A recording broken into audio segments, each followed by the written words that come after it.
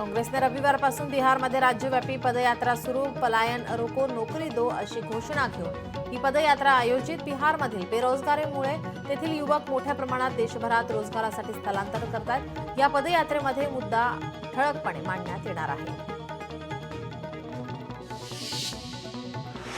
परभणीतील ITI corner परिसरात गोंधळ, शिवसेनेकडून नॉनव्हेज हॉटेल बंद पाडण्यात आले.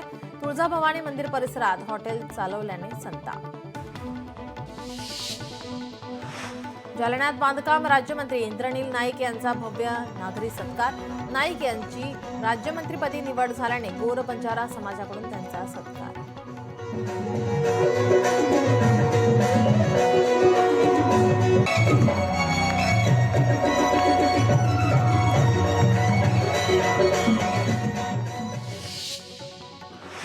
विधान परिषदेच्या जागेवर राष्ट्रवादीकडून अद्याप उमेदवार नाही. राष्ट्रवादीकडून प्रवक्ते उमेश पाटील यांना संधी मिळण्याची शक्यता, तर विधान परिषदेची माळ पाटलांच्या गळ्यात पडण्याची दाट शक्यता. भिवंडीत सार्वजनिक शिवजयंती उत्सव मोठ्या उत्साहात साजरी. सुमित पाटील यांच्या कल्पनेतून साकारलेल्या छत्रपती शिवाजी महाराज यांच्या भव्य भित्तीचित्राचं अनावरण. नागरिक मोठ्या संख्येने सहभागी.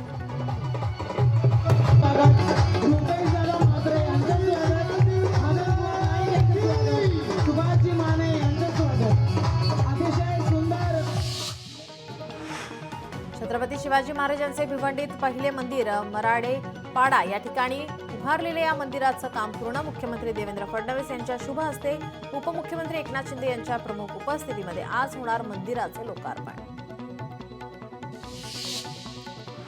विदर्भातील बहुतांश जिल्ह्यात तापमानाचा पारा 40ची पार. चंद्रपूर येथे काल सर्वाधिक म्हणजेच 41.6 डिग्री सेल्सिअस इतक्या तापमानाची नोंद. अकोला, अमरावती, नागपूर आणि वर्धा येथे तापमानाचा पारा 40वर. राज्यात तापमानाचा पारा वाढता. 32 धरणांमध्ये मागील वर्षीपेक्षा 19% अधिक पाणीसाठा. भंडारदरात सर्वाधिक 78% जलसाठा. पावसाचा अचूक अंदाज वर्तवण्यासाठी पुणे शहरातील 30 ठिकाणी पर्जन्यमापक बसवणार. पावसाची नोंद अचूकपणे व्हावी आणि उपाययोजना करता याव्यात यासाठी पालिकेचा निर्णय.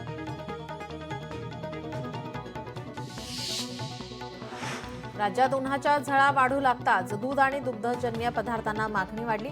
जागतिक बाजारात दूध, भुकटी, बटरच्या दरात वाढ झाल्यामुळे गेल्या 2 महिन्यात दूध खरेदीचा दर 5 रुपयांनी वाढला.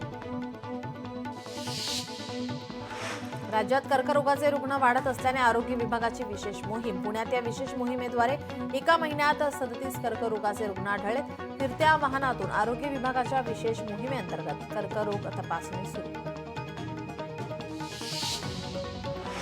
डोंबिवली शहरामध्ये गेल्या वर्षभरापासून रस्ते काँक्रिटीकरणाची कामं सुरू, तर दुसरीकडे पावसाळ्यापूर्वी डोंबिवलीमध्ये रस्ते पूर्ण होणार का? संतप्त नागरिकांचा सवाल.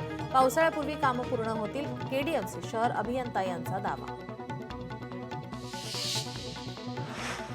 बदलापुरात 1 आठवड्यापासून महाबोधी विहाराच्या मुक्तीसाठी धरणे आंदोलन. बदलापुरात the Buddhist Society of India, Bharatiya Bauddha महासभा यांच्या वतीनं धरणे आंदोलन सुरू.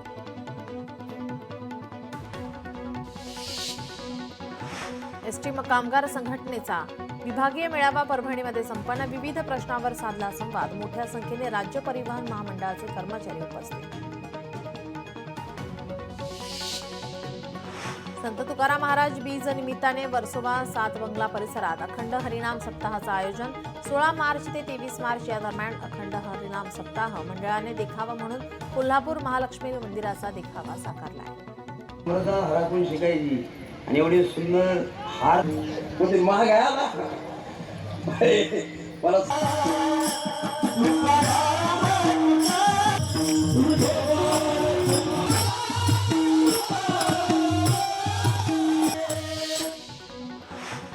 श्रीमंत सुभेदार मल्हारराव होळकर यांची जयंती त्यांच्या जन्मस्थळावर उत्साहात साजरी. यावेळी राम शिंदे यांच्याकडून होळकर यांच्या जन्मस्थळाच्या विकासासाठी 30 कोटी रुपयांचा आराखडा तयार करण्यात आल्याची घोषणा करण्यात आली. तर जयकुमार गोरे यांनीही यावेळी होळकर यांच्या जन्मस्थळाच्या विकासासाठी 5 कोटी रुपयांचा निधी तातडीने दिला जाणार असल्याचं जाहीर केलंय.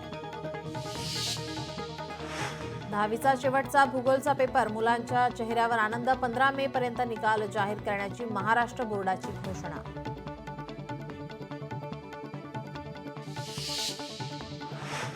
अज्ञात चोरट्यांनी केला एका व्यक्तीवर प्राणघातक हल्ला. अकोला रेल्वे स्टेशनवरील घटना. जखमीवर शहरातील खासगी रुग्णालयात उपचार सुरू.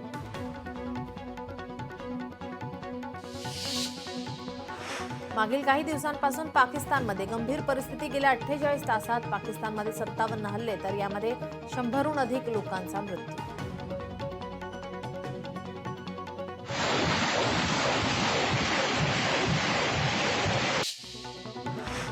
मुंबईतील छत्रपती शिवाजी महाराज आंतरराष्ट्रीय विमानतळावर 10 किलो 923 ग्रॅम सोनं जप्त करण्यात आले. या सोने तस्करीमध्ये विमानतळावरील कर्मचाऱ्याचा हात असल्याचं निदर्शनास आलंय. चंद्रपूर जिल्ह्यातील ब्रह्मपुरी तालुक्यातील नांदगावमधील जिगरबाज शेतकऱ्याने परतवून लावला वाघाचा हल्ला. शेतकरी गोवर्धन डांगे यांच्या प्रतिकाराने वाघ पळून गेला. शेतकरी मात्र गंभीर जखमी.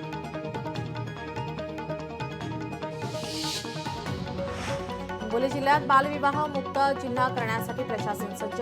हिंगोली जिल्ह्यामध्ये अजूनही कमी वयात मुलींचे लग्न लावून देण्याचं प्रमाण आहे. 50 हॉटस्पॉट गावांवर आता प्रशासनाची नजर असेल. लातूरच्या अहमदपूर तालुक्यातील अवैध वाळू वाहतूक करणाऱ्या हायवासह मुद्देमाल जप्त. 10 दिवसात 8 जणांविरुद्ध गुन्हा दाखल.